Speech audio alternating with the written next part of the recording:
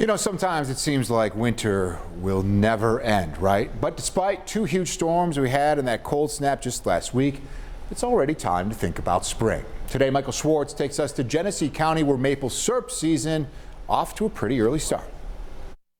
Hey, good evening. Certainly a story to smile about, well, because it's super sweet. Tonight, this machine will be boiling sap here at Sweet Dream Maple Farm in Corfu. Its earliest start for maple syrup production in the farm's 14 years.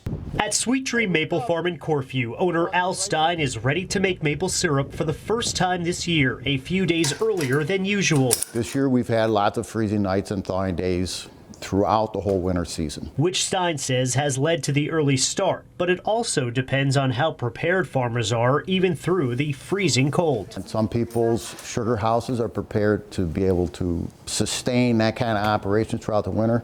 Most people can't do that all winter long. Just down the road, Randall's Maple Sugar House planning to start production also on Friday night. One farmer tells me he started on January 1st.